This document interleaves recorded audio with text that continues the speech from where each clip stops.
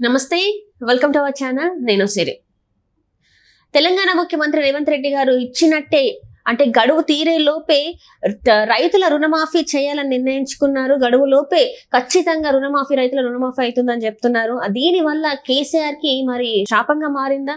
So ఈ శాపంగా మారడమే కాకుండా ఎవరైతే బీఆర్ఎస్ లో కొంతమంది ఉన్నారో వాళ్ళు ఒక్కొక్కరుగా కాంగ్రెస్ వైపు వెళ్తున్నారు మనం చూస్తున్నట్టయితే. సో ఇప్పుడు మరి బీఆర్ఎస్ పరిస్థితి ఏంటి, దానికి తోడు కేసీఆర్ అడుగులు ఎలా ఉండబోతున్నాయి అనేది మనకి వివరించడానికి మనతో పాటు ఉన్నారు ప్రముఖ సీనియర్ జర్నలిస్ట్ జగదేవ్ గారు. నమస్కారం సార్. సార్ ఇప్పుడు చూస్తున్నట్టయితే బీఆర్ఎస్ పని అవుట్ అని వస్తుంది. ఎందుకు అంటే రేవంత్ రెడ్డి గారు హామీ ఇచ్చారు గడువు కన్నా ముందే రైతుల రుణమాఫీ ఏవైతే 2 లక్షలు ఉన్నాయో అవి తీర్చేయాలని చెప్పేసి నిర్ణయం తీసుకున్నారు. అందరికీ కూడా ఆదేశాలు ఇచ్చినట్టు కూడా తెలుస్తుంది.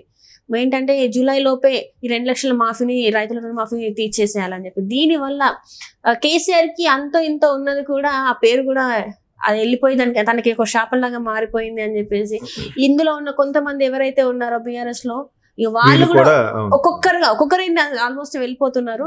ఇంకా ఈ తెలంగాణలో బీఆర్ఎస్ కథం అనుకోవచ్చా? చెప్పలేము. రాజకీయాల్లో ఏదైనా జరగచ్చు. కాకపోతే మీరు అన్నట్టు రేవంత్ రెడ్డి గారి యొక్క ముందు చూపు, రేవంత్ రెడ్డి గారి యొక్క దూకుడుతనం ముందు కేసీఆర్ లాంటి అనుభవజ్ఞుడు ఉద్దండు వ్యక్తి కూడా నిలబడలేని పరిస్థితి వస్తుందేమో అనిపిస్తుంది. ఎందుకంటే రేవంత్ రెడ్డి గారిని రైతు రుణమాఫీ చేస్తాము అని హామీ ఇచ్చిన దాన్ని ఒకవైపు కేటీఆర్ గారు, హరీష్ రావు గారు ఊరికే రెచ్చగొట్టారు. మీరు చేయండి, మీరు నిజంగా చేస్తే నేను రాజీనామా చేస్తాను, రాజకీయం సన్యాసం చేస్తాం ఏదో హరీష్ రావు గారు చెప్పారు. అంటే వాళ్ళు ఏమన్నారంటే 100 రోజులైంది ఇంకా మీరు, అంటే అప్పట్లో అన్ని మాట్లాడారనమాట. ఇన్ని రోజులైంది ఇంకా మీరు ఏం చేయట్లేదు, ఇన్ని రోజులైంది ఇంకా చేయట్లేదు అని చెప్పేసి వాళ్ళు అనడం జరిగింది. మార్చిలో మాట్లాడినప్పుడు ఖచ్చితంగా ఆగస్టు 15 లోపు మేము ఏదో ఒకటి చేసి తీరుతామని చెప్పి కూడా రేవంత్ రెడ్డి గారు సవాల్. ఇప్పుడు జనరల్గా ఇంతకుముందు మాజీ ముఖ్యమంత్రి జగన్మోహన్ రెడ్డి గారు ఆంధ్రప్రదేశ్ విషయం చూస్తే ఆయన మీద ఎవరు కౌంటర్ వేసిన ఆయన మాట్లాడేవాడు కాదు. మంత్రులు వీళ్ళు మాట్లాడించేవారు, ఆయన ఎప్పుడు అన్నిటికీ నవ్వుతూ ఉండేవాడు.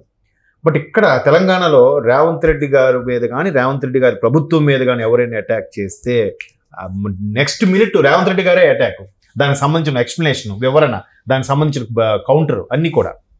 ఆగస్టు 15 లోపు చేస్తాను, రాజీనామా రాసి పెట్టుకొని కూడా సవాల్ విసిరాడు.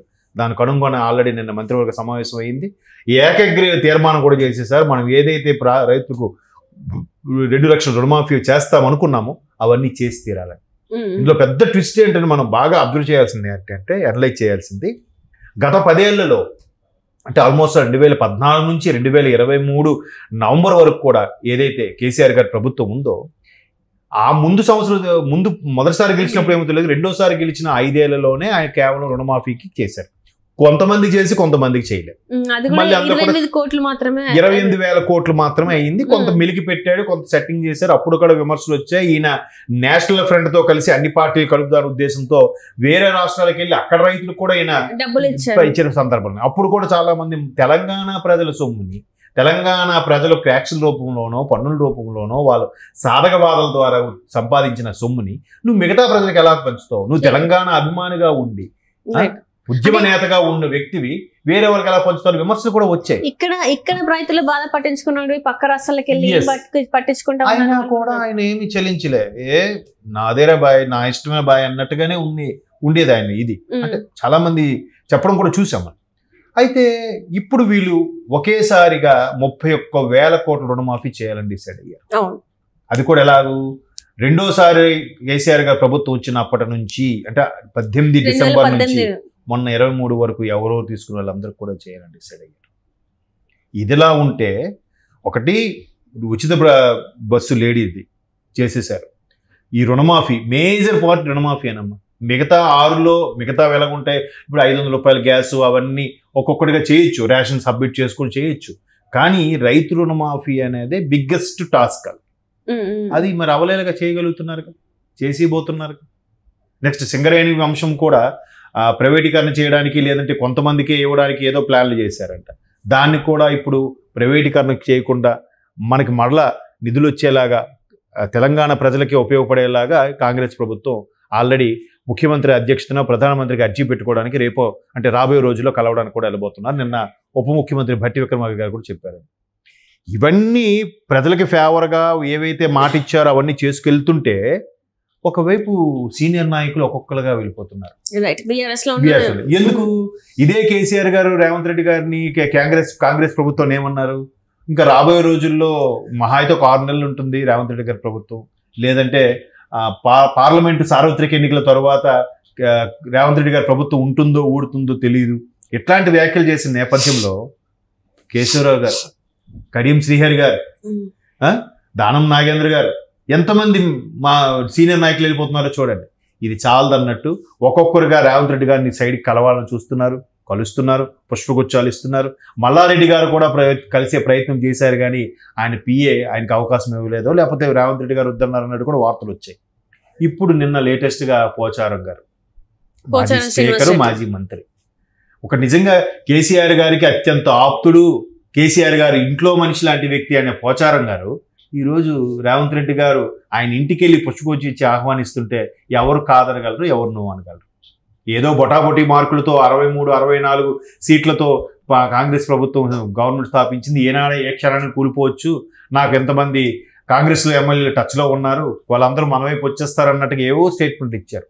ఇప్పుడు ఏమవుతుంది? ఎవరిది ఖాళీ అవుతుంది? కోర్స్ బెల్లముని చోట చేమలు చేరినట్టుగా ఎటువైపు ప్రభుత్వం ఉంటుందో అటువైపు మొగ్గు చూపుతూ ఉంటారు, సహజంగా వెళ్ళిపోతుంటారు. కానీ సీనియర్ నాయకులు కూడా వెళ్ళిపోతున్నారు. కొత్త వాళ్ళు లేదా 1-2 సార్లు గెలిచిన వాళ్ళు వెళ్ళిపోయారు, లేదంటే మంత్రి పదవి ఇవ్వలేదని వెళ్ళిపోయిన వాళ్ళు ఉంటే సహజం. కానీ పోచారం లాంటి సీనియర్స్, కేశవరావు గారు లాంటి సీనియర్స్, కడియం శ్రీహరి లాంటి సీనియర్లు, కడియం శ్రీహరి గారు ఇప్పుడు కాదు కదా, టీడీపీ ఉన్నప్పటి నుంచి కూడా కలిసి పనిచేసిన వ్యక్తులు కదా వీళ్ళంతా.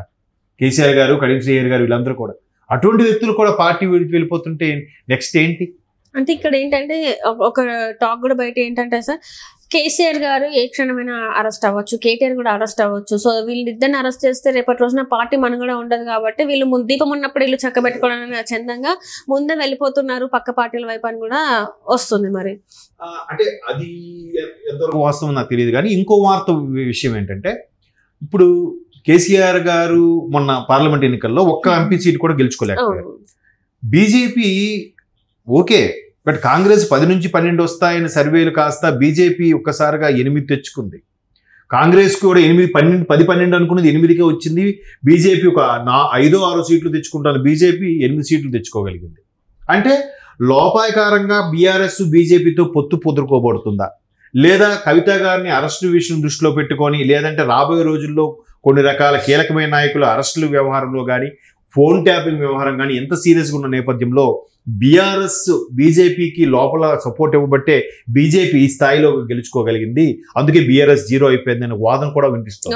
ఎందుకంటే సరైన వ్యక్తుల్ని నిల్చోబెట్టలేదు బీజేపీ కోసం అని చెప్పేసి అన్ని కూడా వార్తలు ఉన్నాయి. ఇప్పుడు ఒక విషయం అమ్మా, ఒక దగ్గర ఒక ఆఫీస్ ఉంది, ఆ ఆఫీస్ ఎత్తేసారు. ఎత్తిన వెంటనే ఏం చేస్తారు, చుట్టుపక్కల ఉన్న వాళ్ళు ఆఫీస్లో సిస్టమ్స్, డెస్క్లు, టేబుల్స్, పెద్ద పెద్ద ఈ చైర్లు అవి ఎవరెవరికి కావాలంటే సెకండ్ హ్యాండ్స్లో కొనుక్కొని తీసుకెళ్ళిపోతుంటారు. అయ్యే మంచి ఆఫర్ కదా. అలాగే ఇప్పుడు మీరు అన్నట్టుగా ఒకవేళ పార్టీ ఖాళీ అయ్యే ఉద్దేశం ఉంటే, ఒకవైపు బీజేపీ, ఒకవైపు కాంగ్రెస్ కాచుకొని ఉన్నాయి.